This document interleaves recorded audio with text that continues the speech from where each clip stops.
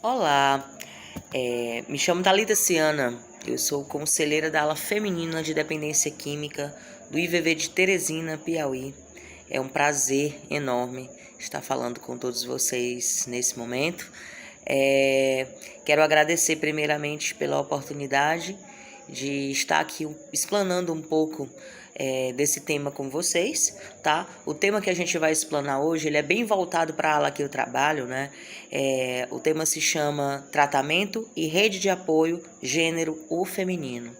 É uma reunião voltada mais a qual é o contexto todo do processo feminino, né, na dependência química.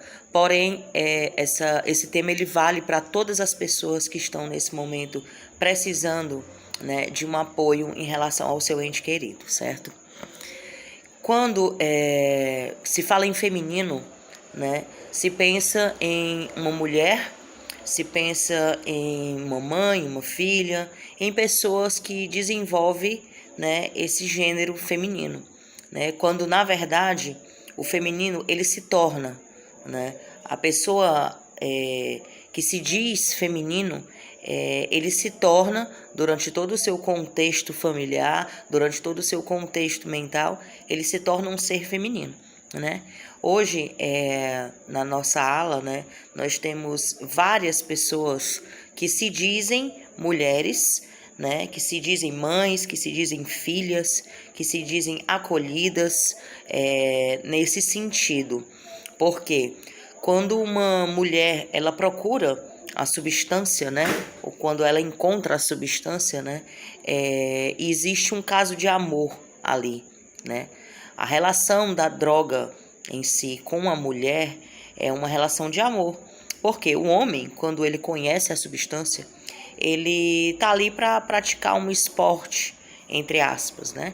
Ele tá ali para conhecer ou para alimentar o ego, né? Para se autoafirmar na frente de amigos ou de outra circunstância, né?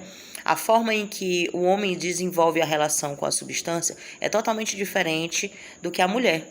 A mulher, ela se relaciona com a substância com um laço mais afetivo, é como se ali fosse criado um relacionamento. Portanto, quando essa mulher, ela chega ao tratamento para dependência química, ela chega muito arrasada, né, emocionalmente, ela chega com muitos contextos e verbalizando muitas percas, né, dentro da família, né, da dita família brasileira que a gente tem hoje, uma mulher, né, ela nasce, né, e ela é vista pela família como uma pessoa que vai ser uma princesa, como uma pessoa que vai ser algo em que os pais almejaram vários sonhos, né? No entanto, quando a substância entra na família e a família não tem noção do que é a doença em si, muitos desgastes mentais acontecem, né? Muitas coisas que as famílias nunca pensavam que ia passar, que só acontecia com o vizinho ou na televisão, começam a acontecer. E aí a família tem que entrar num acordo entre eles, né? Para a gente estar tratando junto com a equipe terapêutica essa paciente, no caso, né? Eu digo muito para as minhas famílias quando chegam que nos deixe trabalhar, né? Por ser esse gênero feminino, e geralmente a paciente chega com vários casos, relações mal resolvidas, né? Ou divorciada, ou com filhos, ou com o trabalho falido, ou com envolvimento com a droga que faliu várias outras áreas da sua vida, né? A família tem uma preocupação maior. Primeiro, em muitas das vezes, em esconder aquela paciente da sociedade, né? Por medo do que a sociedade vai pensar, do que o seu vizinho, do que a pessoa que trabalha com você, que viu aquela pessoa crescer, vai pensar, né? E a gente tenta acolher ao máximo, né? Eu trabalho em dupla terapêutica com uma psicóloga e a gente tenta acolher ao máximo esse familiar que chega pra gente também muito desgastado, né? Falando dessa rede de apoio, em tratamento, né, quando a paciente está lá dentro da ala, sendo tratada, com poucos ou muitos dias de internação, a gente pede para as famílias que se fortaleçam em casa, porque essa paciente ela vai precisar voltar para casa. Eu digo muito hoje isso para as famílias que a gente atende aqui, que a gente não está preparando uma paciente somente para parar de usar droga, né? A gente não quer ver ela limpa somente da substância, a gente quer ver ela sóbria, né? Afinal, ela tem que voltar a ser funcional, tem que voltar a ser aquela mãe que deixou um filho lá, né? Tem que voltar a ser a filha que a mãe tanto almejava, que gostava. Eu digo muito assim também, que antes da substância, antes da vivência na adicção ativa, aquela pessoa foi feliz um dia, né? Ela tem memórias afetivas, ela tem infância, ela teve adolescência, e dentro de todas essas fases e idades houveram momentos felizes e momentos que marcaram alguma coisa. Então é sempre importante a família, numa ligação ou numa visita, estar relembrando, retrocedendo junto com a gente essas memórias afetivas. A dependente química, quando é feminina, né? Ela tem muito esse contexto de achar que a vida dela paralisou no uso, né? Por vezes, muitas se esquecem do que foram um dia, né? E elas foram alguém. Não estou falando de trabalho, se são formadas, não é isso, né? Mas toda criança, toda adolescente, toda mulher, quando se torna adulta, ela almeja alguma coisa, seja um amor, seja um trabalho, né, seja crescer na vida de alguma forma, né. Muitas mulheres que eu atendo, elas chegam para mim com um contexto errôneo do que seja uma expectativa de vida. Para muitas mulheres, a expectativa de vida é um homem, né, estar dentro daquela vivência do crime, né, e a gente tem que ouvir, fazer essa escuta e aos poucos ir mostrando para essa paciente que as coisas não são assim, né?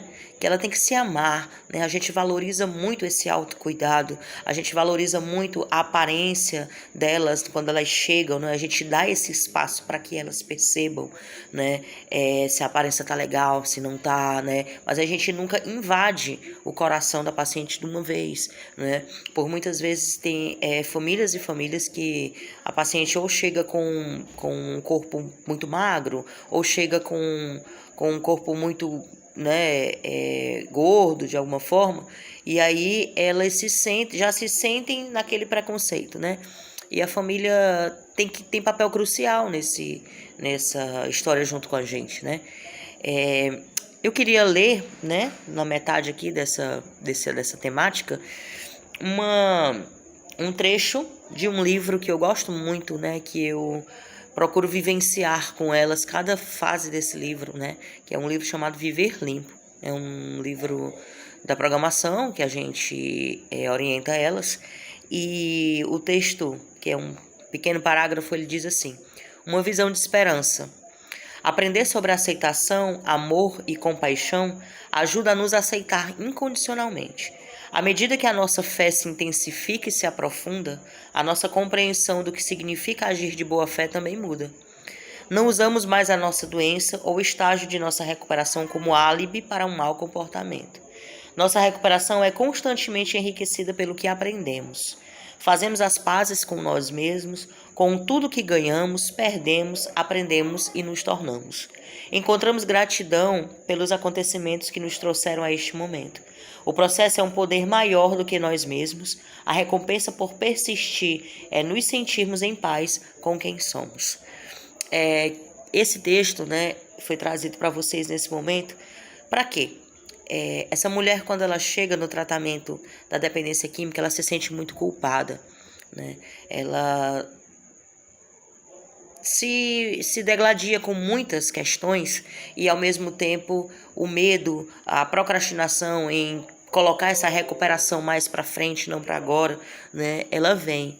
E aí, o que é importante, né? Nós, como essa rede de apoio, porque quando o tema ele traz tratamento e rede de apoio, né? Nós, enquanto equipe de tratamento, nós estamos incluídos dentro dessa rede de apoio, mas a gente está numa linha diferente e lados diferentes, né? porque a rede de apoio, a princípio, né, ou não, é a família ou o responsável pelo paciente, né? Lembrando a todos que não existe paciente voluntária no tratamento, né? Ela pode até chegar e assinar lá seus papéis como voluntária, isso ou aquilo, mas uma pessoa que perdeu todos os laços que tinha com a sua própria existência, uma pessoa que foi paralisada pela substância no seu uso de drogas, né? E que perdeu, faliu em várias áreas da sua vida, ela nunca está voluntária, né? Ela está involuntariamente sendo guiada, né? E porque a partir do momento que a vida daquela pessoa foi colocada nas mãos, né, de outra pessoa, ela não tá ali porque ela quer. E isso é compreensível, gente, tá tudo bem, sabe? Eu acredito que hoje, dentro de todas as coisas que a gente ensina elas, orienta elas, tanto na programação como na psicologia, como em várias áreas dessa equipe multidisciplinar que a gente atende, né? O propósito é o mesmo, é mostrar para aquela mulher que ela tem poder, sabe? Que ela tem o gás de sair daquele lugar ali e ser outra pessoa, sabe? Só que com a sua essênciazinha lá dentro, né? Eu fiz uma dinâmica com elas, com as minhas pacientes alguns dias atrás, que era um convite a elas viajarem um pouco lá no mundo em que elas não usavam drogas, né? E eu acho muito bacana essa viagem, né? Hoje a gente trata com mulheres que, através da substância e por conta delas, são manipuladoras, são desobedientes, são rebeldes, perderam a postura e tá tudo bem, gente, né? Nós temos que aprender como família que essa doença, ela se chama adicção. O adicto é todo homem ou mulher cuja vida é controlada pelas drogas, né? Não é uma falha moral, é uma doença. E se a gente não procurar se ensinar, né, sobre isso, a gente vai ficar naquele velho pensamento errôneo de que elas estão fazendo aquilo porque elas querem, né? A doença, ela é comportamental. Tem muitas e muitas vezes que a paciente ela vai estar ali e vai ter comportamentos errôneos, mesmo em tratamento. Porque a adicção, ela não é algo que está só no sangue, como a substância fica, né? Ela está no moral, ela está na mente, né? Ela está nos comportamentos. Por isso que a gente que trabalha com isso, a gente sabe que existem recaídas morais, recaídas espirituais, não só recaídas nas drogas, né? E é muito importante vocês estarem se informando sobre isso, né? Uma paciente que ela está em tratamento, né? Ela busca sempre estar da sua melhor forma, no seu melhor lugar. Assim deveria ser. Porém, por vezes e vezes, as pacientes elas procuram desculpas para não estarem ali. Então, assim, cuidado nas ligações, né? Cuidado nas visitas assistidas, né? Elas sempre vão procurar ali, vai ser sempre o pior lugar do mundo. A pessoa que está tratando vai ser sempre ou não a pior pessoa do mundo, né? E tá tudo bem, né? Eu trouxe esse tema hoje para vocês também como uma forma de acolhida, né? As pessoas que são as nossas famílias, né, que atendem as famílias da feminina, eu não sei se isso faz sentido, mas parece que são muito mais carentes, né, do que o outro público, porque as meninas dos olhos de vocês estão ali, estão com a gente, né, e podem ter certeza que estão sendo muito bem cuidadas, né? Nós precisamos preparar essas mulheres para saírem dali, sendo pessoas funcionais de novo, sabe? Buscando o bem viver, buscando uma qualidade de vida. E qualidade de vida hoje é não usar drogas. Eu queria agradecer a vocês, né, por terem me escutado, né? Lembrando que se você quiser se sentir à vontade, pode dar um likezinho aí no nosso vídeo, tá bom? E muito obrigada.